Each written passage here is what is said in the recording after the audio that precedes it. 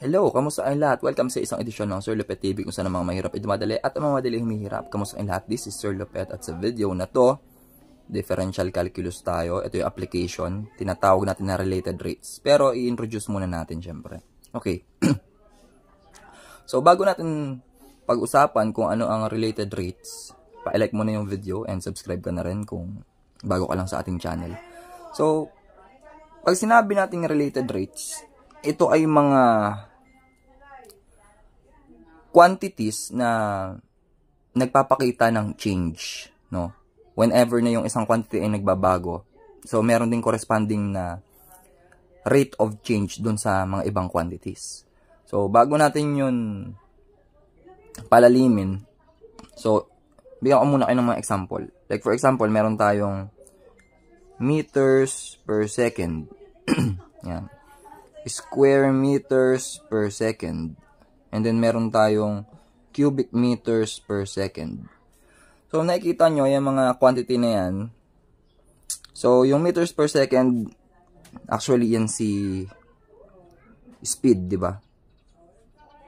Now, ito namang square meter per second, pwedeng yan ay area over time. Si cubic meter per second siya ay flow rate na tinatawag, di ba? Or discharge. Yan. So, depende rin kung anong, in terms of volume, yung pagdagdag ng size, yung mga ganon. So, pwede mong sabihin na yung volume over time. Now, yung speed na yan, lalagay muna natin siya as length.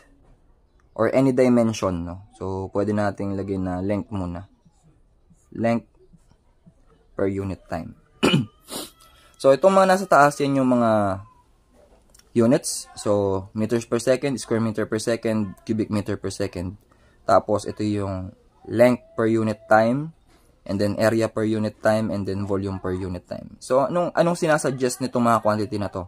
So, sinasabi dito na, per unit time, pwedeng madagdagan or pwedeng mabawasan yung length ng isang object. No? Per unit time, pwedeng mabawasan or pwedeng madagdagan yung area, no, na naka-cover ng isang object or something, no.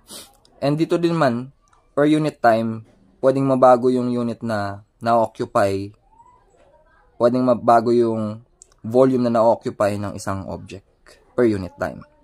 Now, yung mga units for time natin, di ba, meron tayong seconds. So, units of time. So, commonly meron tayong seconds. Yan. Meron tayong minute. And then, meron tayong hour. So, madalas yun yung mga ginagamit natin. So, we have second, minute, and then hour. So, ngayon, na na-introduce na natin yung mga quantity. So, bigyan natin ngayon ng mga examples. Okay, so let's say meron tayong 5 meters per second. Tapos meron din tayong negative 5 meters per second. So ano ibig sabihin yan? So kapag 5 meters per second, possible na every second ay dumadagdag siya ng 5 meters. Ito naman, every second nababawasan naman siya ng 5 meters. Okay? Another, kapag area naman, halimbawa, 20 square meter per minute. Tapos, negative 20 square meter per hour. Ano ibig sabihin yan? So, per minute, yung area natin ay nadagdagan ng 20 square meters. Ito naman, per hour, nababawasan ng 20 square meters yung given area. So, makikita mo, meron tayong mga rate dito na nagpapakita ng change over a period of time. Okay? Now, kaya siya tinawag na related rates.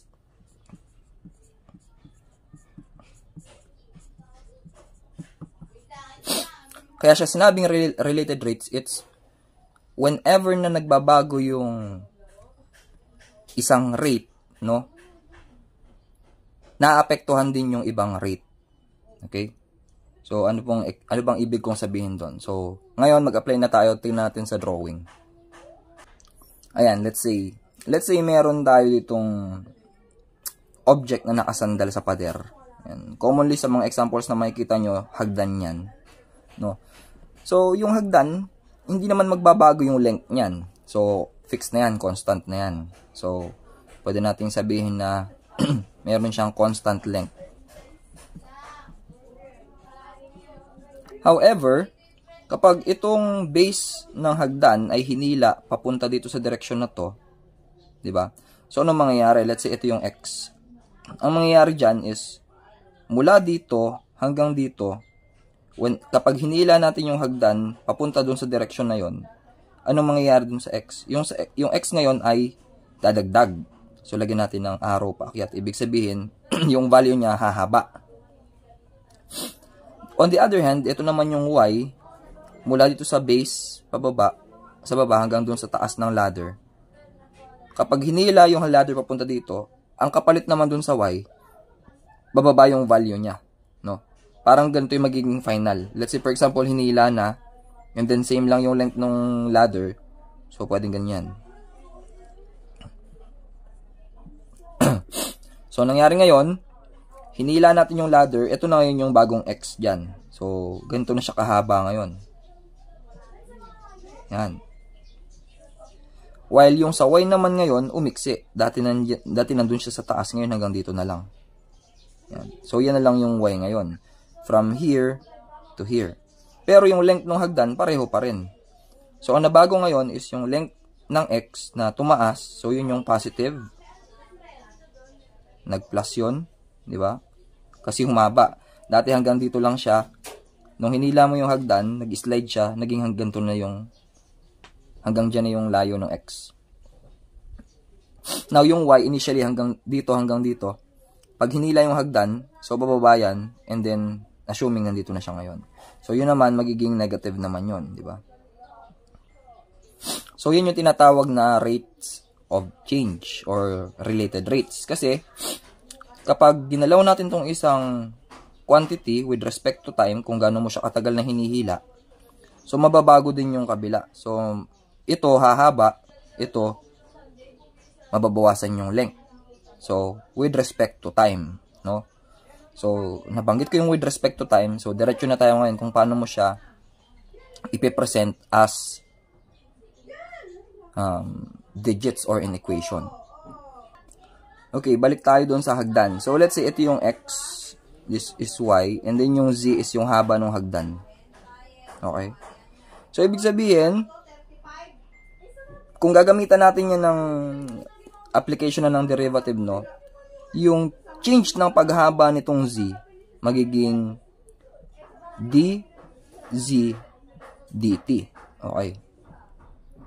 Ano ibig sabihin yan? Ibig sabihin yan is change in the length of Z with respect to time. Ibig sabihin, habang tumatagal or habang nag-i-increase yung time, so meron tayong expected na change dun sa length ng Z. Pwedeng humaba or pwedeng umiksi. Ganun din yung X naman, ganun rin, dx dt. Ibig sabihin naman yan, nag-change daw yung length ng X, pwedeng nadagdagan, pwedeng mabawasan with respect to time. And then lastly, yung dy dt. Ibig sabihin naman yan, nagbabago daw yung length ng y, pwedeng madagdagan, pwedeng mabawasan with respect to time. So, the more na tumatagal, mas lumalaki yung change dun sa y. So, pwedeng positive or negative. So, yan yung application ngayon ng derivatives, related rates. So, ang susunod natin gagawin ngayon is kukunin natin yung derivative ng isang buong equation. Try natin. Okay, tuloy natin. So, in here, ginawa ko siyang right triangle. So, remember, kapag right triangle, meron tayong equation na z squared is equal to x squared plus y squared. O, ano ba yan? Yan yung Pythagorean formula, di ba? Na kung saan yan din yung c squared is equal to a squared plus b squared. So, pinalitan lang natin yung mga letters. So, yung z, siya yung c, yung x, siya yung a, and then yung y, siya yung b. Okay, so yan lang din yun. Now, try natin na kunin yung derivative ng buong equation. So, ano kaya mangyayari? So, ang mangyayari dyan, yung z squared, gagawin natin d z squared over dt is equal to d x squared over dt plus d y squared over dt. Yan. So, sa ginawa natin dyan, lahat sila ay nilagyan natin ng d over dt. Now, what will happen next is, i-apply natin yung basic ng power rule for derivatives. So, ano mangyayari? Yung 2, ilalagay natin sa unahan, magiging 2 times z. Tapos, di ba yung z, yung 2 na yun, maminusan mo ng 1. So, magiging 2, z raised to 1 na lang yan. And then, followed by derivative of z with respect to time. Yan, magiging ganyan siya ngayon. Kasi kung ano pa yung derivative ng z. Next. Dito naman, ganun din, magiging 2x dx with respect to time. Tapos, meron din tayong 2y dy with respect to time. Yan. So, magiging ganyan yung itsura ng ating equation kapag kinuha natin yung derivative ng bawat members ng equation. So again, from the original equation, z squared is equal to x squared plus y squared. Kukunin natin yung derivative nilang lahat. So derivative of z squared is yung 2 lalagay mo sa unahan, followed by z. 2 minus 1 is 1. And then susundan siya ng dz over dt is equal to 2x. Yan. Derivative ng x squared ay 2 lagay sa unahan, and then x, and then yung 2 maminusan ng 1, so maging 2x dx with respect to time, plus, itong derivative ng y squared, yung 2 lalagay sa unahan, followed by y, and then derivative pa ng y, 2y dy with respect to time. Okay? So, ganyan tayo kumuha ng derivative ng isang buong equation.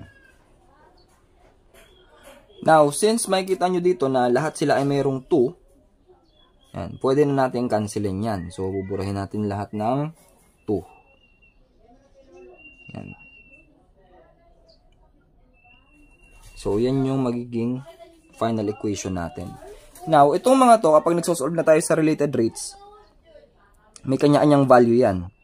So, 1 value for z, 1 value for this related rate, 1 value for x, and then 1 value for this, 1 value for y, and then 1 value for this. So, meron tayong 1, 2, 3, 4, 5, 6. Ibig sabihin, yung 6 na yan, pwede nating lagyan ng mga values. Yan. Okay? So, sa mga susunod nating videos, more on application na yung gagawin natin. Meron na tayong mga word problem na sasagutan. Okay? So, I hope nasundan nyo. And sa mga next video din natin, mga ibang formula naman yung kukunin natin yung derivative. So, mga formula for area and formula for volume. Yan, kukunin natin ng derivative yun. So, hanggang dito muna. Kung nagustuhan yung video natin, paki-like naman, subscribe na rin kayo sa ating channel.